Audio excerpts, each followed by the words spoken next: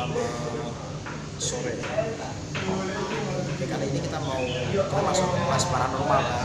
Jadi biasanya kalau membongkar yang semacam ini harganya jutaan. Sekarang aku gratiskan untuk pengguna YouTube di akun baru ini. Baru ini akun rahasia sebetulnya. Hanya untuk orang-orang di daerahku saja. Kita sekarang mau bahas tentang kenapa setan, hantu, siluman, jin bisa terwujud. Siapa yang mewujudkannya? Yang pertama yang harus kita bahas saat ini adalah wujud hantu di Indonesia dan di luar kenapa berbeda. Kalau di Indonesia ada kuntilanak, pocong, sirpolo, genderuwo, wewe gombel, wanaspati, lalu setan lokal itu yang katanya bisa makan bayi itu ada Lea, ada Kunyang di Kalimantan, Lamor dan lain-lain. Setiap daerah itu punya setan masing-masing. Lalu siapa yang mewujudkan mereka? Mitos apa yang sebetulnya dibalik setan-setan yang ada di Indonesia? Kok berbeda dengan setan-setan yang di luar negeri? Karena di luar negeri tidak ada sirpolo, tidak ada genderuwo. Kalau di luar negeri adanya yang paling keren paling ada Dracula, vampir, zombie dan lain-lain. Dracula, vampir, zombie ini kan bisa terbang, dan dia juga bisa menularkan virus kalau zombie. Dracula, vampir bisa terbang, dia nggak perlu kan naik pesawat tinggi dan pergi ke Indonesia. Bisa saja setan Dracula, vampir dan lain-lain bisa sampai ke Indonesia tanpa harus lewat pesawat. Kalau memang setan itu sama. Jadi siapa yang membentuk mereka?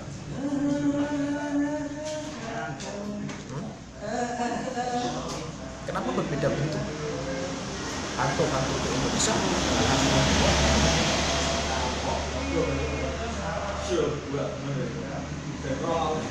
Setan, jin, siluman di Indonesia ini kan terkenal sebagai makhluk astral gitu. Mereka bilang makhluk astral itu apa?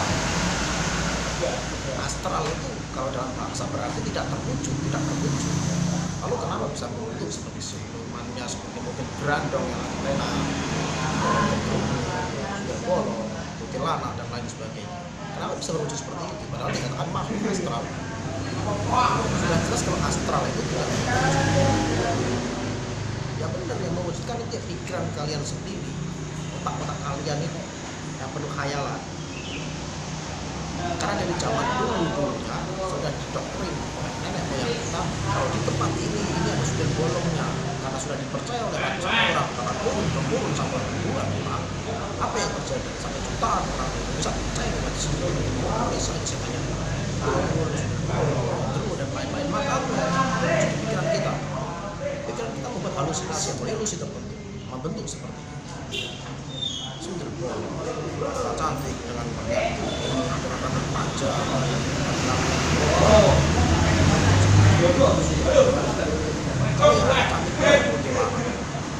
ada wewe itu semua cuma cerita khayal zaman dulu kita anak. Kalau di Amerika nggak ada sudut bolong, ada kuntilanak. Orang Amerika sudah datang ke sini, mereka juga nggak bakal lihat yang namanya sudut bolong dan lain sebagainya. Karena di pikiran mereka, mindset mereka tidak pernah tahu yang namanya sudut bolong, wujud sudut bolong seperti apa. Itu yang pertama. Yang membentuk wujud-wujud setan itu ya manusia itu sendiri.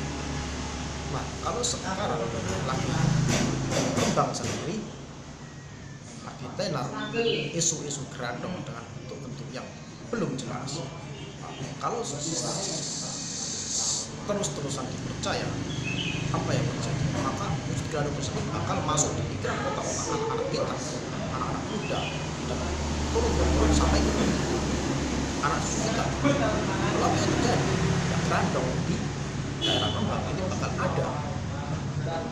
Ternyata wujud dari pikiran kita, pikiran kamu itu semua. Makanya berhenti percaya dengan adanya gerandong sebelum dia benar-benar terwujud.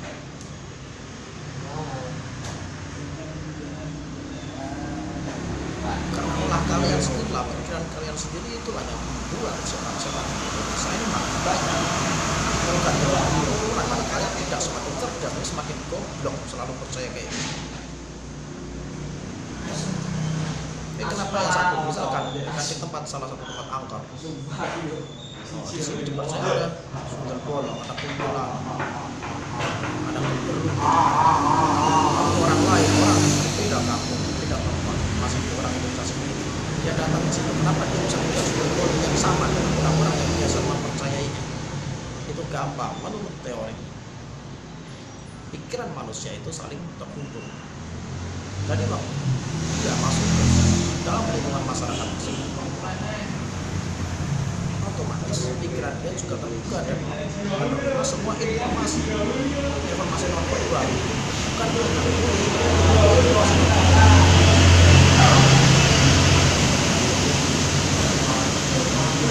non verbal bisa simbol apa masuk ke sadar kita, mungkin energi lain yang bisa terangkat di bawah sadar kita, atau mungkin getaran-getaran vibrasi oleh gelombang-gelombang pikiran manusia sekitar kita. Maka apa yang terjadi? Maka orang lain bisa melihat wujud yang sama seperti orang-orang di daerah situ. Jika orang di daerah situ percaya kalau pohon bambu itu ada genderuwonya, maka orang Indonesia sama-sama hantu Indonesia, dia bakal melihat hantu dan setan yang sama dengan masyarakat sini. Tapi kalau orang Amerika datang ke sini, orang Jerman sudah datang ke sini, orang Australia sudah datang ke sini, suruh ke tempat bambu tersebut, dia nggak bakal melihat apa itu genderuwo, apa itu sundel bolong, apa itu kuntilanak, karena mereka nggak pernah tahu apa bagaimana wujud mereka, bagaimana mereka.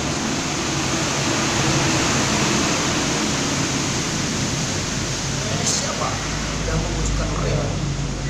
Yang otak-otak kalian sendiri, pikiran kalian sendiri, mindset kamu.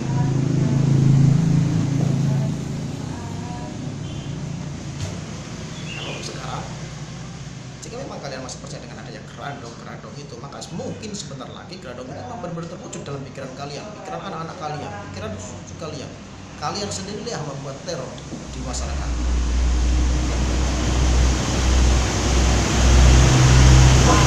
Kalian sebarkan itu belum pernah ada buktinya dari zaman dulu dan sampai sekarang. Belum pernah ada di dunia manapun orang mati dimakan hantu, belum ada.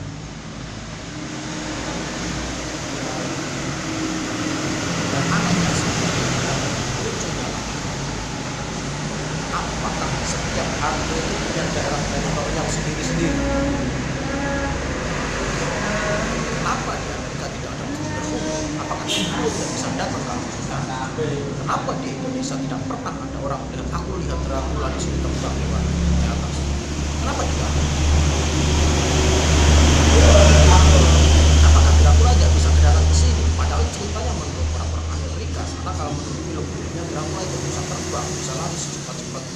Dia nggak perlu naik pesawat untuk datang ke Indonesia. Dia nggak perlu ngantri beli datang ke Indonesia. Sama, sama. Dia katanya bisa terbang. Dia nggak perlu beli tiket pesawat untuk sampai ke Amerika, sampai ke Jepang. Makanya pikiran kalian, mindset kalian tentang hantu untuk siapa? Bukan untuk kamu, bukan untuk keluargamu, tapi untuk anak cucu kamu. Mereka akan semakin takut karena teror yang tidak ada. Yang aku jelaskan tadi, sebetulnya kalau di kelas kalian harus banyak penjelasan seperti ini.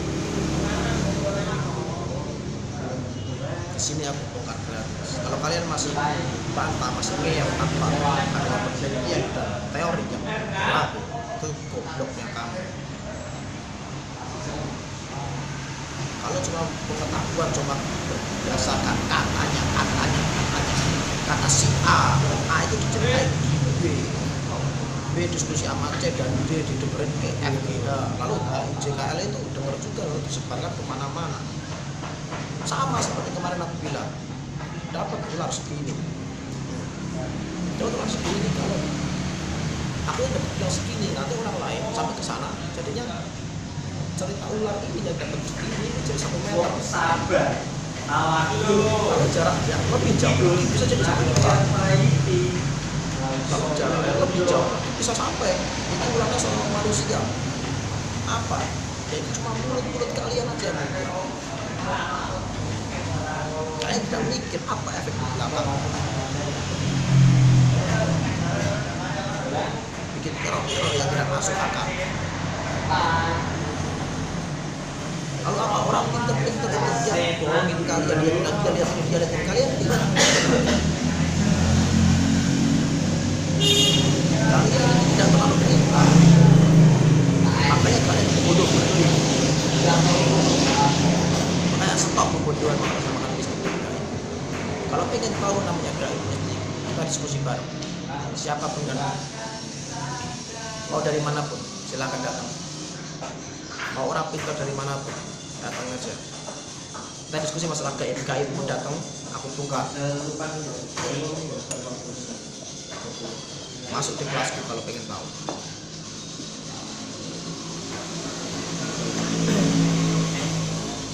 Oke, selamat sore. Cukup sekian. Terlalu banyak nanti kalian bodoh. Ngeblank pula dapat informasi banyak-banyak. Yang masih kita juga bisa bersalin apalagi dapat informasi banyak. Mau kamu jual. Oke, selamat sore.